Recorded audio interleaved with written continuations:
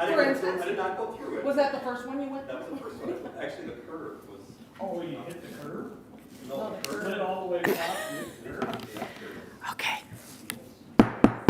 Time being 7:05, I call the Hastings City Council meeting to order. Please stand and state the flag, Pledge of Allegiance.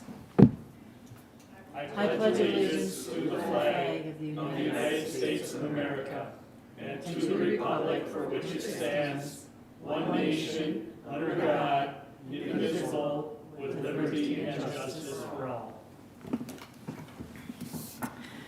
Thank you and welcome. Let the roll reflect. A majority of the members are present.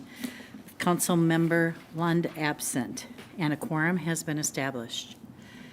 Tonight, we will be having a proclamation recognizing February as Black History Month. Councilmember House, would you please start? Absolutely. Thank you.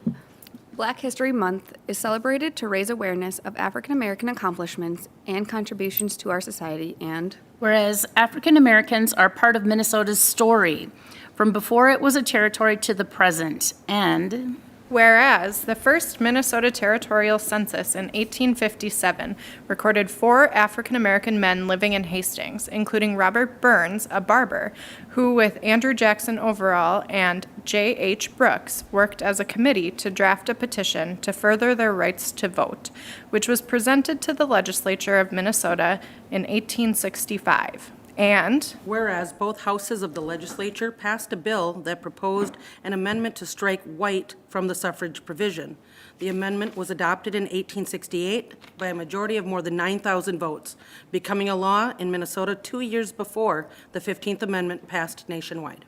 Whereas George Daniels was an enslaved African American man who freed himself during the Civil War by crossing the battle lines to join the Union Army.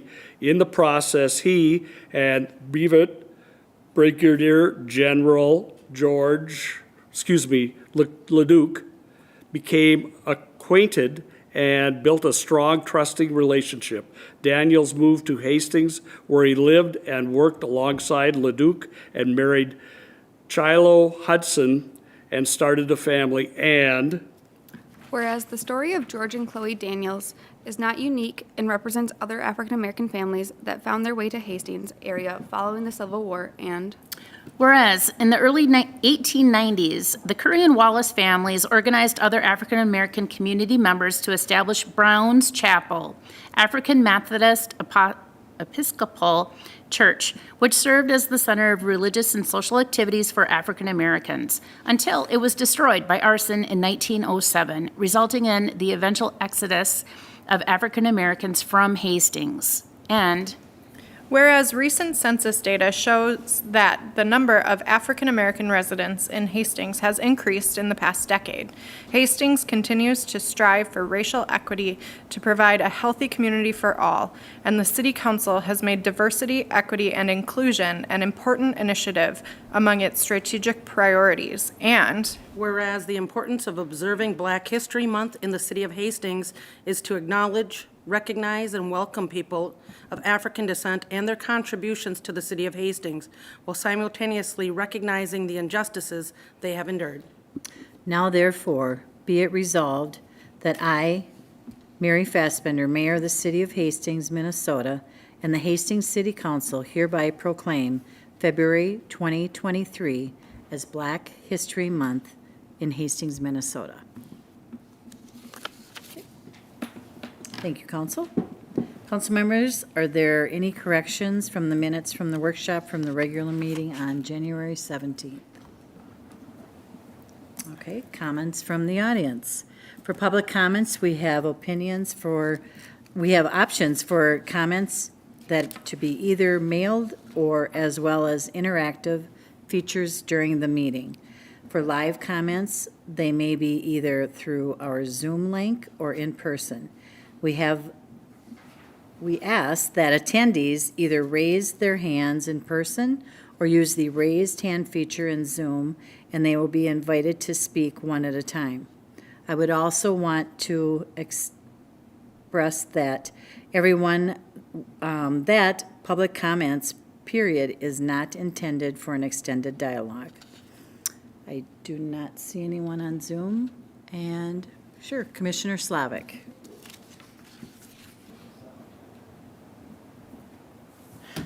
Well, good evening, Mayor, council members. Thank you very much. Mike Slavic, 1590 Highway 55, Dakota Administration Building. Thank you very much for the opportunity to speak today, and also thank you for having public comment and having public comment in the beginning of your meetings, as I have a township meeting that I'm supposed to be at on the other end of the county at the exact same time, so I'll be leaving right after this. I'm here tonight just to clear up a few statements made at the end of the January 17th Hastings City Council meeting. The statement was made that Dakota County hastily moved forward to leave the Dakota County Broadband Board. The reality is, in the previous 18 months, Dakota County and 2 other communities had expressed concerns with future operations and tried to find a solution. Unfortunately, these concerns were either never addressed or ignored, and late last fall, the Dakota County Broadband Board continued to kick the can down again with no resolution. It should be noted that 60% of the fiber in the Dakota County Broadband Board is actually Dakota County fiber, and when you make up the other 2 communities that also express concerns, that is 85% of the fiber in the entire county. The county board is in no way taking away economic powers from any city. All it is saying that is an agreement must be in place to use county fiber for economic development. This is no different than the multiple agreements the City of Hastings has had with Dakota County before the Dakota County broadband existed. In fact, I was a signature on one of those agreements that we had when we did connect fiber from City Hall to the Public Works building. On the statement of the fact that the county board no longer cares and does not want to be a partner in this and any economic development within the county, I take issue with that. Quite frankly, in the 11 years that I've served on this side, working in the strong relationship that we've had with Dakota County, we have many partnerships that we've been able to do that have saved the taxpayer tens and thousands of dollars. You know, one example of that is what you'll see this coming year when Dakota County takes over the maintenance and operation of what will be the Vermilion River Greenway. That's an additional 5.1 miles of the 10-mile famed loop. The Hastings Loop of 10 miles will actually have almost 8 miles of that will be county maintained once this is completed. So there are many parts where we have certainly worked together in there, but I know that there are certain points that I think in the DBB that certainly created dysfunction, and I think that it has to be acknowledged, and there are ways to move forward with that part in there, but I do believe that in my 17 years that I've represented the City of Hastings, we've actually been good partners, 6 of those on the City Council, 11 on the County Board, that we've been able to find that a strong working relationship can overcome a lot of these challenges. You know, we're all one big family, and families don't always get along, and I think that we saw this with our Dakota 911 over the history of that. That has not always been perfect. We've seen that with this. Unfortunately, when you get 12 different entities together and they have different ideas of what is important, it doesn't make it always easy, but at the end of the day, you still have to remember that the common good that we can all do is the end goal with that. And I think an example of that is actually coming up tomorrow at 2 p.m. if any of you are available. The county is convening a meeting with the cities and the county related to the opioid settlement. And I really encourage, if anyone does have the flexibility, to be able to come in that. As you're well aware, Hastings is one of the highest abuses of opioids of any city in the entire county. However, with the settlement agreement, the City of Hastings is receiving no dollars. In fact, any city under 30,000 is not receiving any. So the counties, all 87 counties and cities over 30,000 are receiving settlements from the pharmaceutical companies. However, cities under 30,000 receive nothing.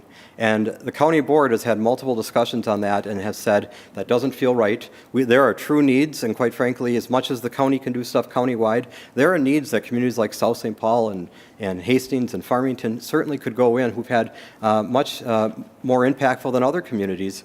So part of the conversation is going to be what we can do with that county money, including actually having a direct allocation to the cities that did not receive an allocation, so that you can go in, be able to do what you think is in the best interest of your community, the City of Hastings. That's not somebody who goes and says they aren't looking out for the cities and are only looking out for the county themselves. So I think that we've got more good than we don't to that, and I am very much optimistic that we're going to find some resolution that's going to go in and actually help our economic development, not hurt it. One of the fundamental things with the DBV that the county had concern with was to not go and compete with the private sector and to and continually through much of the discussion, that part was not able to be resolved. But we are able to go and find partnerships. If there's a business, the cities have every right with the fiber they own to go in and work with any business to go in and do that. However, if they want to hop onto fiber from another community or fiber with the county, they have the opportunity as well to go in and find an agreement that seems equitable and fair to all. The last point that I will make on here, Madam Mayor and council members, is that though I'm just sharing this in public comment, I am more than willing to bring county staff with me to a meeting later this spring, whether that be a council meeting as was requested by Councilmember Lund, or a future workshop. But we'll be moving forward with this. I know the DBB will be figuring out its next steps as well. But I thank you very much for your time, Council and Mayor, and know that this is not the last you'll be seeing me, but I know that very happy to have this conversation further when we don't have an ice storm and multiple meetings on the same night. So thank you for your time. I appreciate Thank you, it. Commissioner Slavic, and thanks for all you do for our city. And we do appreciate the partnerships that we do have. Thank you. Thank you. Council members, are there any council items to be considered? Okay, I understand that Bird Rides, Inc. has withdrawn its application, so item number 7 will be the microbility license for Just Skinny Labs. We've had a request to pull items 8 and 9 regarding Sidewalk Cafe and Parklet license renewals off of the consent agenda. We will consider those under community development. Council, I would accept a motion to approve the consent agenda as revised. Second. Councilmember Fox and Councilmember Pembo. Any discussion, council? All those in favor of the motion state by saying aye. Aye. Aye. Opposed to that motion state by saying nay. Okay, and that motion prevails. For this item, under awarding contracts, the City Hall HVAC project will be presented by Community Development Director John Hinsman. Thank you, Madam Welcome, Mayor, John. City Council members. Thank you for having me here tonight. Action we have before you tonight is to award a contract for the City Hall HVAC project to Burn Boiler and Mechanical LLC. As the council is aware, we have the burden and the blessing of living in a great historic building here. Not the most easiest thing to maintain. It's a costly thing to maintain, and it's a unique thing to maintain. Luckily, with the legislature's help, we were able to secure some bonding of $2 million to help with the repairs of this building, including the HVAC system. We did go out for bids on that one on December 9th, received 4 bids in total.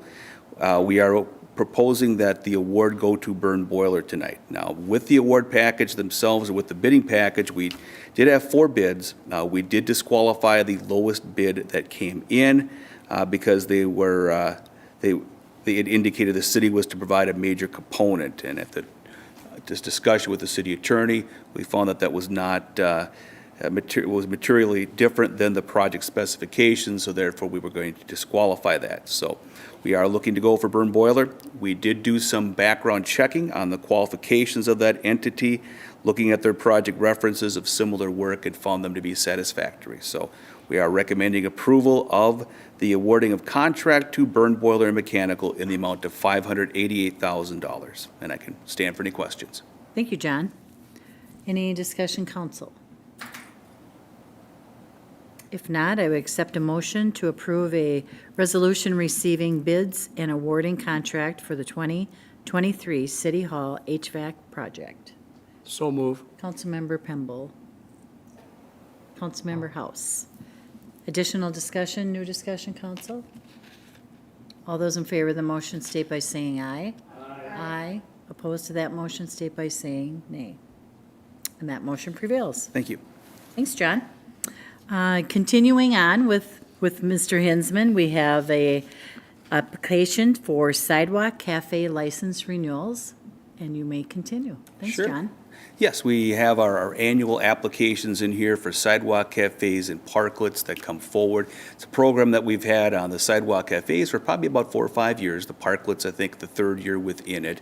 This provides the opportunity to use those public aspects of sidewalks and right-of-way in exchange for meeting certain insurance license requirements. So the applications that we have in this year are very similar, if not identical, to those we've had in years past, and I can stand for any questions that you may have. Thank you, John. Council, any discussion? Councilmember Lightfoot. John, just to confirm, have we received in the city any concerns from any of the other businesses downtown? I know we've been doing this for a few years now, and it seems like we kind of have it down to a pretty good system. Are you fielding any new concerns or complaints from other area businesses that we should be aware of? Yeah, as far as the fielding of complaints, I've heard some scuttlebutt over the years from some non-parklet facilities of some of the loss of parking. From a practical standpoint, looking at the available parking downtown and the parking studies that we've concluded, I don't see that as being a real practical concern. It says to be a lot of parking within the downtown area. So I'm aware of some individuals that are not crazy about them, but that's about the extent of what I've heard. Yeah, just from different residents, who are used to being able to park right in front of wherever it is they want to go. And to try and explain that as, for most of us who have lived here our entire lives, I think it's just great when I can go downtown and can't find a parking spot. And I have to go under the bridge, or I have to go into the municipal lot over, across from City Hall here, or the municipal lot down by the Legion. Those are all great signs for me, and just kind of something to those people who are having to walk a little bit further than they're used to. That's a really good sign, and those parklets are bringing more people into town. Any day of the week, you can walk down there, I ride my scooter through there, and I don't recognize anybody in those places. And that's just such a great feeling, in the city, to know that people are coming down here. We've got such a short season of good weather that we want to be outside. And so just to kind of address the people in town who are like, well, I want to be able to walk right into where I'm going, and this stops me from doing that. And we've got some great lots down there, really quite available. And when we look at any other downtowns like us, Stillwater, Red Wing, Hudson, you don't get to park right in front. So that's not anything too unusual. I know it was unique for us, and it was, great while it happened, but, just to kind of put out there for the residents to realize that this is really a good sign for our city, when you can't park right in front of your destination because it's so busy downtown. So I just was curious if we'd heard anything new, so I'd make a motion to approve. Can I do 8 and 9 at the same time, parklets and sidewalk cafes as written? Thank you, Your Honor. Thank you, Councilmember Lightfoot. Second, Councilmember House. Okay, additional discussion, Council? All those in favor of, Wait, I have additional discussion. sorry, Thank you for letting me pull this from the consent agenda so I'm able to abstain for the perceived conflict of interest, as one of these businesses that has applied for these licenses is mine. So I appreciate that. thank you, Councilmember Fox. All those in favor of the motion state by saying aye. Aye. Opposed to that motion state by saying nay. And that motion prevails. Thanks, you. John. Council members, any announcements? Councilmember Pemble. On the February 8th, I will be part of the Red Rock Corridor Commission meeting. It'll be in St. Paul Park City Hall, and that will be at 4:30. The agenda is posted on the Red Rock Corridor website, if folks want to see what's going on. That will be on the 8th, Wednesday, 4 p.m. Thank you, Councilmember Pemble. Councilmember Fox. Thank you, Your Honor. I wanted to share the board that I sit on, Dakota 911, has a new executive director, and I just wanted to publicly welcome Heidi Heisrick. believe that's how you say her name. She has extensive experience having worked in positions at the Metropolitan Airport Commission 911 Center and several years as the head of that organization. So she's also worked in the private industry and she has great project management skills. We're really excited to have her lead a really excellent group of executives and the board that we are represented on. She started the end of January, so I wish her all the best. Thank you, Councilmember Fox. Councilmember Fulch. Thank you, Your Honor. Just a little bit more follow-up in regards to the Dakota Broadband Board. Thank you to Commissioner Slavic, for coming this evening. Mike is always wonderful. And so I don't want to diminish that whatsoever because I just think that he has been a fantastic person, for all of us to work with, and he does do a great job for our community. And so I don't want to say anything that's contrary to that. But it is really disappointing, as I had said before, that the county has decided that the Dakota Broadband Board had made a request for the county board to take into consideration their request, which was the county has put forward what's called an IRU, which is, an understanding of agreement between then the county and each individual city, because to use the county's fiber, we'll each have to go into an agreement with them. It's possible that maybe our city can use an existing one previously that I was told. But for the rest of the cities, it's really it's discouraging because they've decided that they won't take into consideration the requested changes to that agreement that the DBB has made of them, and they're just going to continue on their course. And what we were asking for them to do was specifically to define around this issue of economic development.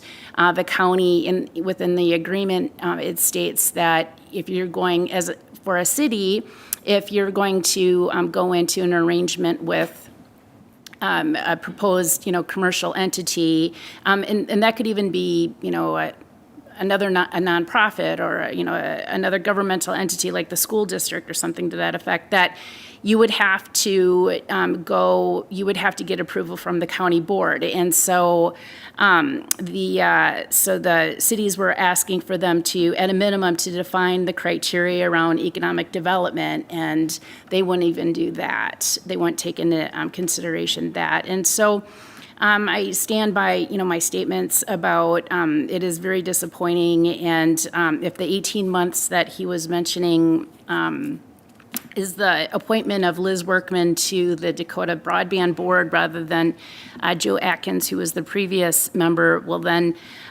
yes, it was, her comments were taken into full consideration, and there's a technical advisory group that actually worked on all of the considerations that she had, or the worry points that she had in the two other cities, and that was specifically around, defining what would be a commercial entity, a non-governmental entity that would utilize assets. And so, so just to be clear, that technical advisory group did bring forward full recommendations about how to better define what entities would be allowable, from a commercial perspective, to be allowed or not allowed. And so we had gotten to the point where let's have this conversation about what is each individual city palatable, what is it that they would like to allow onto government assets, and then what would the county like to. And when we finally got to that point, that's when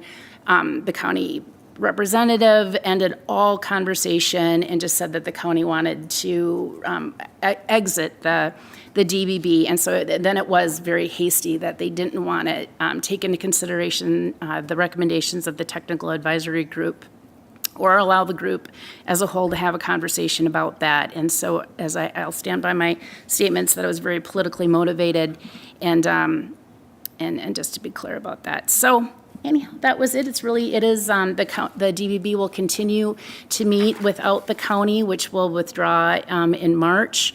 Really not knowing what are the legal ramifications of them doing that, because there are a lot of legal questions about whether or not they, how it is that they can exit, and because, there's a lot of technical issues that are within this entire dissolution of the DBB. And so, again, from the perspective that there are so many details that needed to still be worked out, and they just decided to walk away, that's what makes it very hasty, not really understanding fully what the legal ramifications are and the impact to everyone. So that's it.